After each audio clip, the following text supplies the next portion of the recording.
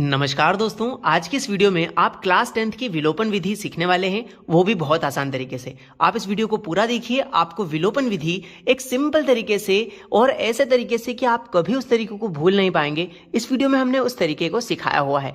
आज आपको विलोपन विधि हम इस तरीके से सिखा देंगे कि आप फिर कभी भी इस 4 नंबर वाला क्वेश्चन को, जो कि क्लास 10th का मोस्ट इंपॉर्टेंट क्वेश्चन होता है, विलोपन विधि से सॉल्व करना, किन्हीं दोनों समीकरणों को आप कभी भी नहीं भूलने वाले। आपको हमेशा ये क्वेश्चन याद रहेगा। चलिए शुरू करते हैं। यहां पर अगर आप क्लास 10th में हैं तो आपको 2 समीकरण को हल करना होता है, वो भी विलोपन विधि से, जिसमें पहला समीकरण दिया है 3x + 4y = 10। जो पहला समीकरण है उसे हम नाम दे देंगे समीकरण नंबर 1, क्योंकि वो पहला समीकरण है, इसलिए समीकरण नंबर 1। दूसरा समीकरण है 2x + 2y = 2, इसे नाम दे देंगे समीकरण नंबर 2। दोनों ही समीकरणों को हमने नाम दे दिया, पहला समीकरण 1 और दूसरा समीकरण 2। अब विलोपन विधि में आप क्या करते हो, इन दोनों ही समीकरणों को उठा लेते हो। तो हम क्या लिखेंगे, हम लिखेंगे समीकरण 1 और 2 से। समीकरण 1 व 2 से दोनों ही समीकरणों को आप उठा रहे हो, इसीलिए आप समीकरण 1 और 2 से ऐसा लिख देंगे। तो इन दोनों समीकरणों को आप नीचे उतार दीजिए। ठीक है, पहला समीकरण है 3x + 4y = 10 और दूसरा समीकरण है 2x + 2y = 2। दोनों समीकरणों को उतारने के बाद आपको विलोपन विधि शुरू कैसे करना है, ध्यान दीजिएगा। आपको यहां पर गुणा के 2 चिन्ह लगाने हैं। अब यहां पर आप सोचोगे कि किन नंबरों से गुणा करने वाले हैं। आपको बहुत अच्छी सी ट्रिक याद रखनी है कि x के जो भी गुणा में यहां नंबर लिखे हैं, तो यहां पर x के गुणा में 3 लिखा है और नीचे x के गुणा में 2 लिखा है। आपको इन दोनों नंबरों का क्रॉस में मल्टीप्लीकेशन करके लिख देना है। मतलब 2 का गुणा आप ऊपर कर दोगे और 3 का गुणा आप नीचे वाले समीकरण में कर दोगे। इसे आप क्रॉस मल्टीप्लाई की तरह याद रख सकते हो दोस्तों, कि 3 का नीचे वाले समीकरण में गुणा करेंगे, 2 का ऊपर वाले समीकरण में गुणा करेंगे। चलिए अब दोनों का गुणा कर देते हैं। इस 2 का गुणा पूरे समीकरण में करते हैं। आइए कैसे देखते हैं ध्यान से। 2 का 3 में गुणा कर दो, 2 तिया 6, तो यहां 6 आ गया, लेकिन साथ में x भी था तो x लगा देते हैं। प्लस है तो प्लस लगा दिया। अब 2 का गुणा 4 में कर दो, 2 चौके हो जाएगा 8, और साथ में y भी था तो y लगा दिया। बराबर है तो हमने बराबर वैसा का वैसा ही लिख दिया है। 2 का गुणा आप 10 में करेंगे, 2 धाम हो जाता है 20। अब आपने इस 2 का गुणा इस पूरे समीकरण में कर दिया है। अब उसी प्रकार इस 3 का गुणा भी नीचे वाले समीकरण में कर दो। चलिए करते हैं। 3 का गुणा 2 में करेंगे, 3 दूनी 6 हो जाएगा, लेकिन साथ में x भी था तो आप x भी लिख दीजिए।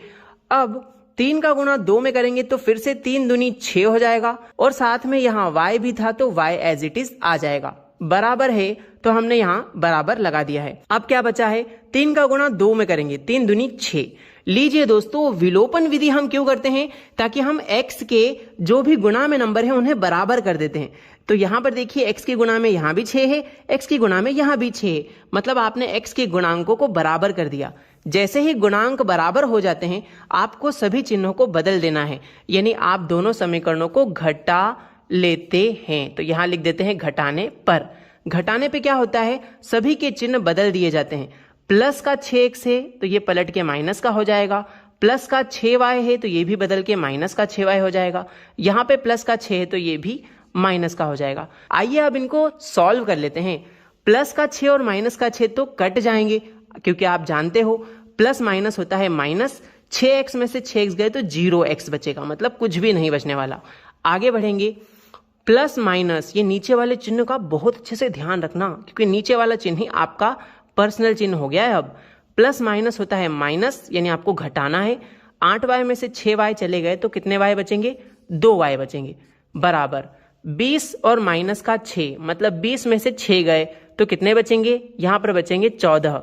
अब आपको यहां से y का वैल्यू दोस्तों निकाल लेना है। यहां पर y की गुणा में 2 लिखा है, बराबर के उधर वो भाग में चला जाएगा, तो क्या आ जाएगा, y = 14/2। जो गुणा में 2 था वो भाग में उतर आया। ठीक है, 2 एकम 2, 2 सती 14। बधाई हो, आपका y का वैल्यू निकल के आ गया दोस्तों। y का मान हमारा आया है 7। कितना आया है, y = 7। आपका एक वेरिएबल यानी एक चर का वैल्यू आ गया है आपके सामने। अब आप क्या कीजिए, इस y का मान या तो आप समीकरण 1 में रखिए या समीकरण 2 में रखिए, आपको x का मान भी आसानी से मिल जाएगा। तो यहां पर हम लिखेंगे y बराबर 7 समीकरण 1 में रखने पर। आइए हम लिखते हैं, क्या लिखेंगे, y बराबर 7 समीकरण 1 में रखने पर। आप पूरा लिख लीजिएगा कि y बराबर 7 समीकरण 1 में रखने पर। क्या आपको समीकरण 1 याद है दोस्तों? अगर याद है तो आप कमेंट सेक्शन में हमें समीकरण 1 लिख के बताइए। और आपको ये वीडियो कैसा लग रहा है, हमें आप अगर 10th क्लास के स्टूडेंट हो तो कमेंट में जरूर लिख के बताएं कि मजा आ रहा है या फिर नहीं आ रहा इस वीडियो में। तो यहां पर y बराबर 7 समीकरण 1 में रखना है। पहले समीकरण 1 ढूंढो, कहां है, ये रहा, जो कि है 3x + 4y बराबर 10। तो यहां लिख लेते हैं 3x + 4y बराबर 10। यहां पे आप क्या रख रहे हो, y की जगह 7 रख रहे हो। चलिए रखते हैं, 3x + 4 गुणा में लिखा है y और y की जगह है 7, तो यहां पर 7 रख देते हैं y की जगह पे, बराबर है 10, तो 10 लिख दिया। अब इसको सॉल्व कर लो, आराम से x का मान आ जाएगा। 3x + 4 का 7 में गुणा करो, 4 × 7 = 28 हो जाएगा दोस्तों, बराबर में लिखा है 10। अब देखिए यहां लिखा है 3x, तो हम लिख देते हैं 3x, बराबर में चल रहा है 10। अब ये प्लस का 28 है, बराबर के उधर गया तो माइनस का 28 हो जाएगा दोस्तों। 3x तो एज इट इज रहेगा। अब यहां पे देखिए 10 में से 28 नहीं घट सकते, तो हम उल्टा करेंगे, 28 में से 10 गए तो यहां पर 18 बचेंगे। इन दोनों में बड़ा नंबर कौन, 28 है, जो कि माइनस के साइन के साथ है, तो बड़े अंक का चिन्ह लगेगा माइनस का।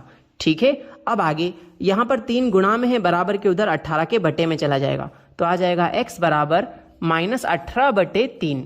चलिए अब आप इसको 3 से काट दीजिए, 3 एकम 3, 3 छंग 18, तो यहां पर x का वैल्यू निकल के आया है -6। और बधाई हो, आपके x और y दोनों के ही मान हमने निकाल दी हैं। आप चाहें तो स्क्रीनशॉट ले सकते हैं। इस तरीके से आप विलोपन विधि करेंगे तो आपके दोनों ही चरों के मान यानी x और y दोनों के मान आप बहुत आसानी से निकाल सकते हैं।